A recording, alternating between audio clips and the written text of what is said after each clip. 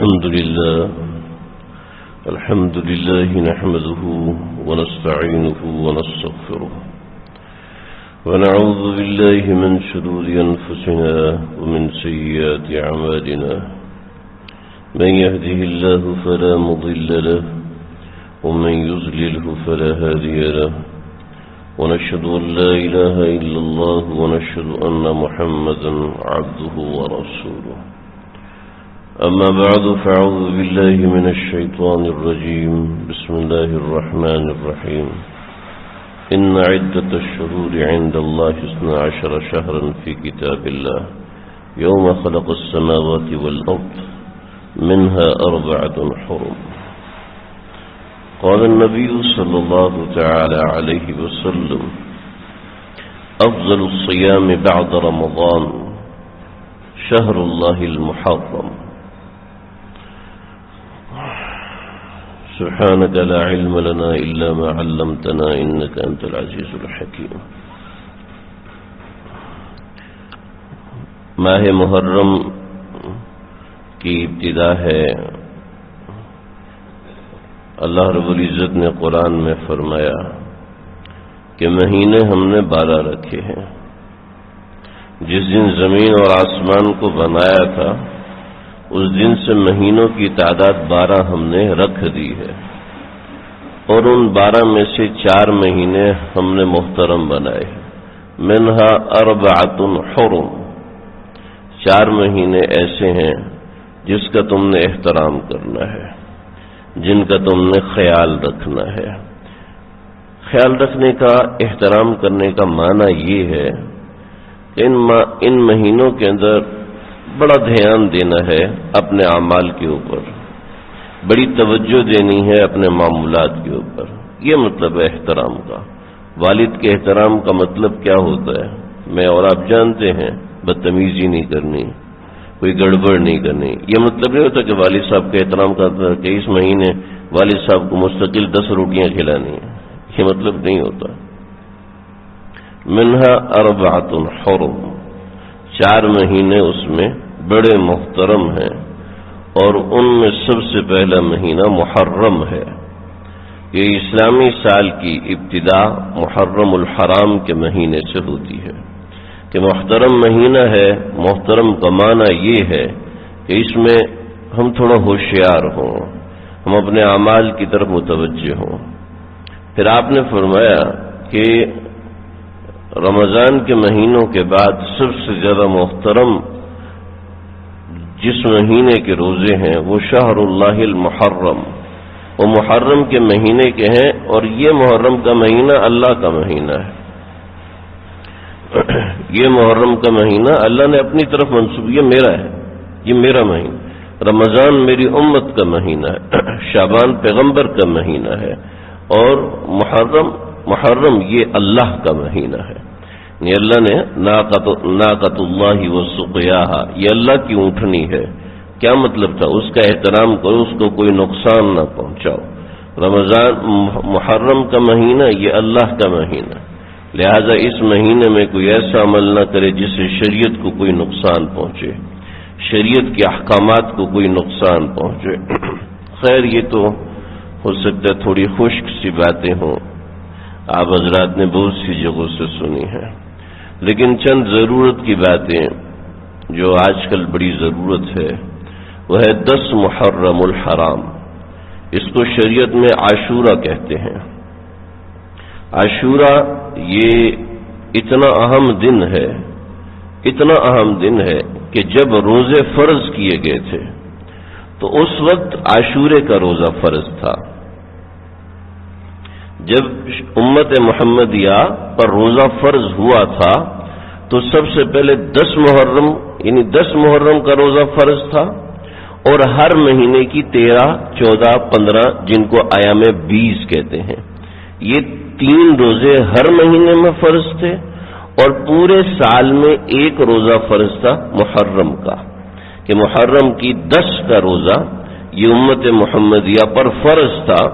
رمضان 2 ہجری میں روزے فرض ہوئے، اس سے پہلے جو 13 برس آپ علیہ الصلوۃ والسلام نے گزارے اور 1 برس مدینے میں، تو 14 برس تک جو امت محمدیہ پر روزہ فرض رہا پورے سال کا وہ ایک روزہ تھا 10 محرم کا. اتنا اہم دن ہے یہ 10 محرم، جس کو اصطلاح میں کہتے ہیں عاشورہ. اس کا نام ہی عاشورہ، ورنہ ہر 10ویں تاریخ کو عشرہ کہتے ہیں، لیکن اس تاریخ کو خاص طور پہ عاشورہ کا نام دیا گیا کہ اس میں بہت سی چیزیں منقول ہیں، اگرچہ اصل سب کی ٹھیک نہیں ہے. لیکن ایک بات ہے، آپ علیہ الصلوۃ والسلام نے جب یہود کو دیکھا کہ وہ عاشورہ کا روزہ رکھتے تھے، پوچھا کیوں روزہ رکھتے ہو؟ کہ شکرانے کا روزہ رکھتے ہیں کہ فرعون اس تاریخ میں غرق ہوا تھا اور حضرت موسیٰ کو اللہ نے نجات دی تھی فرعون سے، تو اس شکرانے کے طور پہ ہم عاشورہ کا روزہ رکھتے ہیں. جب سیدنا آدم علیہ الصلوۃ والسلام پہ روزے فرض ہوئے تو ان پر بھی پہلا روزہ عاشورے کا فرض ہوا تھا. حضرت ابراہیم علیہ الصلوۃ والسلام پر جب روزے فرض ہوئے تو ان کے اوپر بھی سب سے پہلا روزہ عاشورے کا فرض ہوا تھا. اور بھی طبرانی میں بھی روایات ہیں اور بہقی میں بھی بہت سی روایات ہیں، لیکن وہ سب روایات ٹھیک نہیں ہیں، من گھڑت ہیں. مثلا یہ کہ حضرت نوح علیہ الصلوۃ والسلام کی کشتی جس دن طوفان سے پار لگی تھی وہ 10 محرم کا دن تھا. جب حضرت نوح علیہ الصلوۃ والسلام کی قوم کے اوپر اللہ کا عذاب آیا تھا تو وہ 10 محرم کا دن تھا. جب آدم علیہ الصلوۃ والسلام کو اللہ نے دنیا میں اتارا تو وہ 10 محرم کا دن تھا. ایسی جب اللہ رب العزت نے زمین کی تخلیق کی تو وہ 10 محرم کا دن تھا. جب رات اور دن کو بنایا تو وہ 10 محرم کی تاریخ تھی. اور اسی طریقے سے بہت سی چیزوں کی روایات منقول ہے کہ قیامت آئے گی تو وہ 10 محرم کو آئے گی، اور حساب و کتاب ہوگا تو وہ 10 محرم کو ہوگا، جنت کے فیصلے ہوں گے تو وہ 10 محرم کی تاریخ ہوگی. یہ سب روایات ہیں، لیکن ان میں جو تمام روایات ہیں وہ ٹھیک نہیں ہیں، موضوع ہیں، من گھڑت روایات ہیں. انہیں صفات کے صفات بہقی کے بھرے ہوئے، طبرانی کے بھرے ہوئے، لیکن جو لوگوں میں مشہور ہے یہ ایسا بالکل بھی درست نہیں ہے.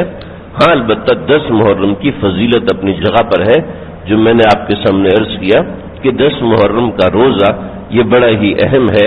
سنت ہے 10 محرم کو روزہ رکھا جائے کہ آپ علیہ الصلوۃ والسلام 10 محرم کو روزہ رکھتے تھے.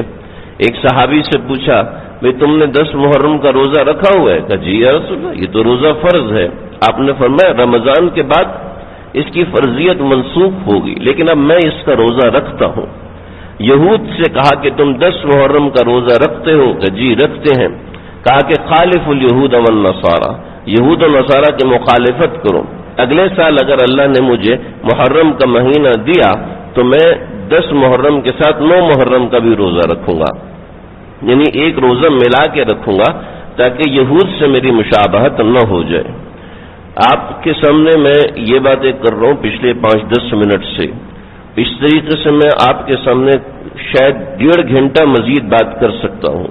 اتنی کتابوں میں مواد موجود ہے، اتنی چیزیں میں نے پڑھی ہوئی ہیں اس بارے میں. لیکن ان ساری باتوں کے اندر آپ کو کہیں حضرت حسین کا تذکرہ نظر نہیں آئے گا. ہمارے ذہنوں میں ایک پرسپشن بیٹھا ہوا ہے 10 محرم کی فضیلت سیدنا حسین کی وجہ سے ہے رضی اللہ تعالیٰ عنہ. نہیں، ایسی بات نہیں ہے، بلکہ 10 محرم کی فضیلت اپنی جگہ پر بڑی محترم ہے. دیکھیں کوئی بہت ہی بڑا آدمی ہو جس کا انتقال رمضان کے مہینے میں ہو تو یہ رمضان کی فضیلت ہے یا پھر اس آدمی کے لیے فضل ہے؟ اس آدمی کے لیے فضیلت ہے کہ اس کو رمضان جمعے کا دن مبارک دن ملا، جمعے کا دن ملا، تو اس آدمی کے لیے شرف ہے. نہ یہ کہ جمعے کے دن کو شرف ہے کہ اس دن فلاں بندہ فوت ہوا. نہیں، ایسی بات نہیں، یہ بات غیر مناسب ہے، ایسی بات سوچنا بھی غیر مناسب ہے. ایسی محرم کی فضیلت ابتدا سے ہے، یعنی کائنات کے پیدا ہونے سے پہلے سے ہے محرم کی فضیلت، اور اس کو صرف جوڑ دینا سیدنا حسین کے ساتھ یہ غلط بات ہے. ہاں یہ 10 محرم کو جو ہمارے ساتھ حادثہ عظیم ہوا، اسلام کی تاریخ کے اندر ایک خون سے لکھی ہوئی داستان ہے، یہ بہت بڑا ظلم ہے. لیکن اسلام کے اندر صرف یہ کوئی ایک ظلم نہیں ہے. اسلام کے اندر آج تک بے شمار لوگوں کے ساتھ ایسے مظالم ہوتے رہے ہیں اور ہر جگہ پر کربلا کی داستانیں رقم ہوتی رہی ہیں. صرف یہ نہیں کہ آل بیت نے یہ قربانی دی تھی، بلکہ آل رسول صلی اللہ علیہ وسلم میں جو صحابہ ہیں، جو صحابیات ہیں، انہوں نے بھی ایسی ایسی قربانی دی کہ ایک اونٹ کے ساتھ ایک ٹانگ کو باندھ دیا، دوسرے اونٹ کے ساتھ دوسری ٹانگ کو باندھ دیا، اور اونٹوں کو ہٹایا اور جسم درمیان سے دو ٹکڑے ہو گیا، اور ان کے بچے سامنے بلک رہے ہیں، ان کے بچے بلک رہے ہیں۔ 3 برس تک بچوں کی چیخنے کی آوازیں شعب ابی طالب سے حرم پاک تک آتی تھیں۔ باب السلام ہے جس طرف صفا اور مروہ ہے، صفا اور مروہ سے بالکل سامنے دیکھے تو جبل ابی قبیس کے اندر 3 سرنگیں بنی ہوئی ہیں۔ جو نیچے کی سرنگ ہے، یہ نیچے کی سرنگ ایک گھاٹی میں، یہ گھاٹی شعب ابی طالب ہے۔ جو لوگ گئے ہیں وہ سمجھ سکتے ہیں اس کو بڑی آسانی کے ساتھ، نہیں تو تصویر میں بھی بڑی آسانی سے سمجھا جا سکتا۔ تو یہ شعب ابی طالب کی گھاٹی، آج تو اس کے پاس جانے کے لیے آپ کو 20-25 منٹ لگتے ہیں، اس زمانے میں بھی اتنا وقت، تو وہاں سے بچوں کی چیخنے کی آوازیں حرم کے مطاف تک آتی تھی، یعنی اتنے دور تک بچوں کے رونے کی آوازیں آتی تھی۔ کیا یہ قربانی یا نہیں ہے؟ یہ بھی تو قربانی ہے۔ اسلام کی بنیاد تو بنی ہی قربانی پر ہے، اور اسلام تو بہت بڑی چیز ہے۔ آپ میں سے ایک ایک بندہ جس نے دنیا میں کامیابی حاصل کی ہے، آپ مجھے بتائیں کوئی بندہ ایسا ہے جس نے بغیر قربانی کی کامیابی حاصل کی ہو؟ اگر کسی نے گھر بھی بنانا ہے تو اس کے لیے اس کو محنت کرنی ہے، پوری زندگی زور لگا کے پیسے جمع کرتا ہے، اس کے بعد قرضہ اٹھا کے گھر بنا رہا ہوتا ہے، اور اس کے لیے بچہ تمہیں تو گھر مل گیا، ہم سے پوچھو ہم نے کیسے بنایا، ہم جانتے ہیں، بچہ تمہیں تو بڑے بنائی چیز مل جاتی ہے اس لیے تمہیں قدر نہیں ہوتی، ہم سے پوچھو ہم نے کتنے پاپڑ بیلے ہیں، کتنا روئے اور چیخے ہیں، پھر جا کے اتنی مشقتیں ہوئی ہیں، کرائے کے گھر میں دھکے کھا بیٹا تمہیں کیا پتا، ایک گھر بنانے کے لیے قربانی دینے۔ اسلام تو اس دنیا کا پہلا مذہب ہے، اس کے لیے کتنی قربانی اور کتنی چیزیں، اور یہ سب کچھ ہوا۔ تو محض 10 محرم کو صرف یہ سمجھ لینا کہ یہ حضرت حسین کی یاد ہے، یہ بات درست نہیں ہے۔ ہاں، اس میں ایک بہت بڑا عمل ہوا تھا، میں تھوڑا سا مختصر سا اس کا ذکر بھی کروں گا تاکہ بات سمجھ میں آ جائے۔ تو عاشورے کی فضیلت جو ہے، عاشورے کی فضیلت روزہ رکھنا ہے۔ عاشورے کی فضیلت ایک اور ہے، اور وہ یہ ہے، ایک اور روایت ہے جس میں عاشورے کے بارے میں آتا ہے، جو اس عاشورے کے دن اپنے گھر والوں پر دسترخوان وسیع کرے گا، یعنی ان کو کھانا پینا اچھا دے گا، 10 محرم سخاوت کرے گا اپنے گھر والوں کے ساتھ، تو اللہ تعالیٰ پورا سال اس کا دسترخوان وسیع رکھیں گے، پورا سال اس کا دسترخوان وسیع ہوگا۔ 9 محرم کی رات سے یہ عمل شروع کرے اور 10 محرم کی مغرب تک دسترخوان وسیع رکھے۔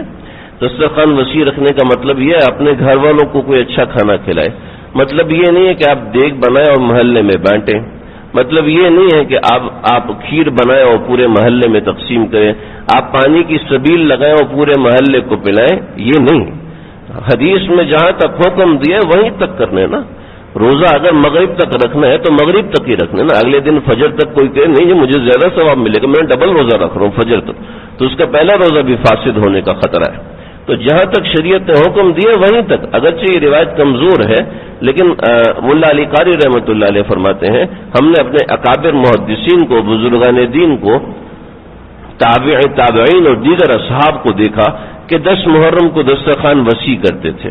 10 محرم کو جی تو روزہ ہوتا ہے تو پھر دسترخوان کیسے وسیع؟ تو پوری رات درمیان میں آ جاتی ہے نا، 9 محرم گزرنے کے بعد رات آ جاتی ہے اور اگلے دن صبح تک دسترخوان وسیع کر سکتے ہیں، ایسی مغرب اور افطار تک دسترخوان وسیع کر سکتے ہیں، اور اسی طریقے سے کچھ اور چیزیں بھی کی جا سکتی ہیں، جو انسان کرنا چاہے بہت کچھ کر سکتا ہے۔ تو ایک فضیلت عاشورے کی یہ بھی ہے، اور عاشورے کے ساتھ ہماری ایک تاریخ جڑی ہوئی ہے۔ حضرت حسین رضی اللہ تعالیٰ عنہ کو اس تاریخ کو شہید کیا گیا تھا، اور کس بات پہ شہید کیا گیا تھا؟ اتنی سی بات واقعات میں بہت تفصیل ہے۔ حضرت حسین رضی اللہ تعالیٰ عنہ نے یزید کی بیعت کرنے کو منع کر دیا تھا۔ وجہ یہ تھی کہ حضرت حسین سمجھتے تھے کہ یزید جو ہے وہ فاسق ہے اور فاسق کی بیعت کرنا جائز نہیں ہے۔